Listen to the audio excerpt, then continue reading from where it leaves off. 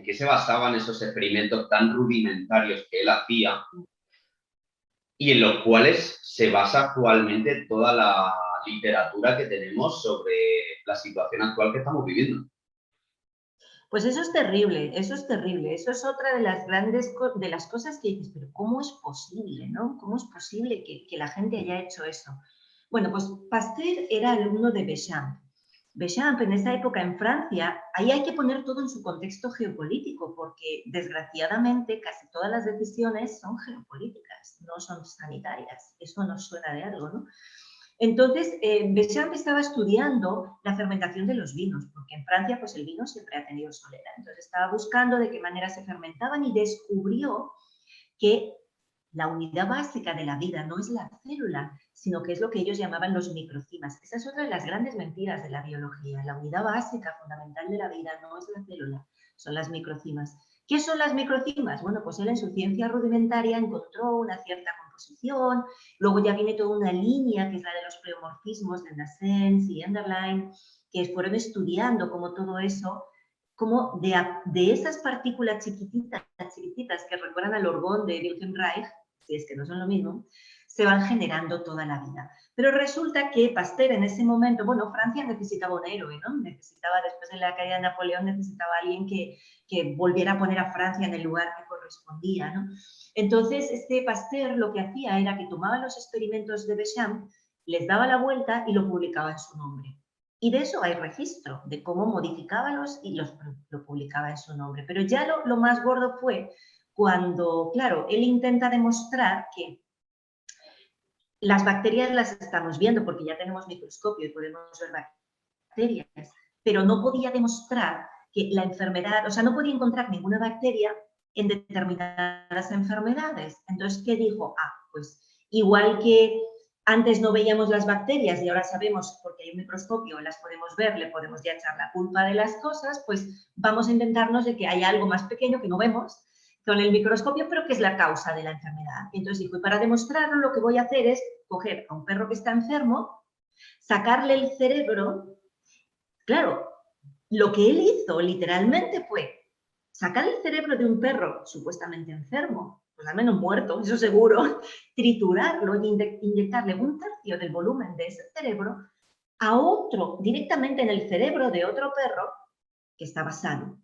Teóricamente el perro enfermo tenía la rabia, teóricamente. El perro sano, cuando le inyectas papilla en volumen de un tercio de tu propio cerebro, en su propio cerebro, el otro perro empezó a convulsionar y se murió. Y esa es la demostración de que la rabia es lo que le hizo morir al perro y que hay un virus que lo causa y yo te doy la vacuna, que no consiguió nunca. Ese señor mató a tanta gente, no tiene nombre, o sea, ese señor mató a tanta gente. Hizo los experimentos más crueles con niños, con perros y con todo, pero con niños también, y lo escribió todo. Y sus diarios quedaron cerrados durante unos cuantos años, hasta que al final creo que era su sobrino, que no le debía importar nada, y lo vendió por dinero, y entonces publicaron. Y esos diarios de Pasteur, que si, mira, ¿lo tienes por ahí tú? Es este libro el que está hablando Ana, bueno, The Private Science of Louis Pasteur, de Gerald Gayson y publicado por la Universidad de Princeton en los años 90 como una cosa así, digamos, bueno, oculta, porque su sobrino, como dices, creo que fue el que sacó toda su información, la familia no quería sacar esas notas y bueno, pues ahí está la información esa que estás contando. Y eso es terrible, y eso la gente lo tiene que saber. O sea, la gente tiene que saber que Darwin salió como ganador, entre Darwin y Lamarck, salió ganador Darwin, a pesar de que Darwin no era científico, era cura. Era pastor protestante, sí, sí. era cura, y lo único que hacía era estudiar los animales de granja. Y con eso, y toda la financiación de las primeras sociedades eugenistas, es decir, las tienen la predominancia de unos pocos y el eliminar porque a ellos les parece que los otros son débiles, de ahí salió Darwin.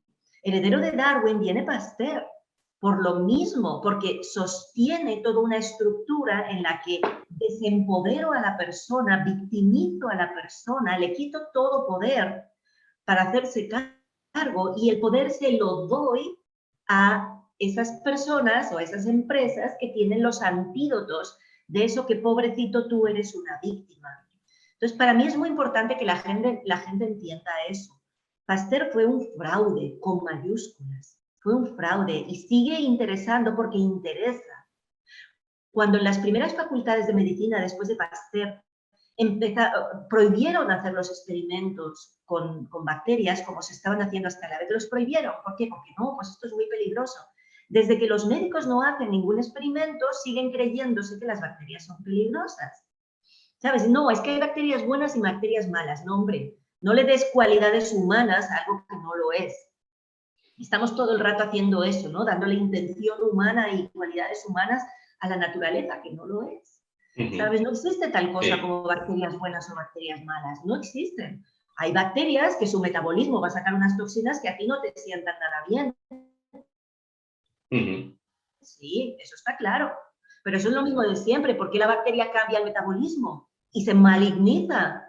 Porque ha cambiado el entorno. Si a una bacteria que no come lactosa, lo único que le pones es lactosa, la bacteria muta epigenéticamente, cambia su genoma para poder comer lactosa. Si en tu cuerpo estás lleno de toxinas, tú eso lo sabes perfectamente, tu microflora intestinal va a cambiar para adaptarse a esa toxicidad y para ayudarte a librarte de esa toxicidad y que tú puedas seguir viviendo, ¿no? Sí.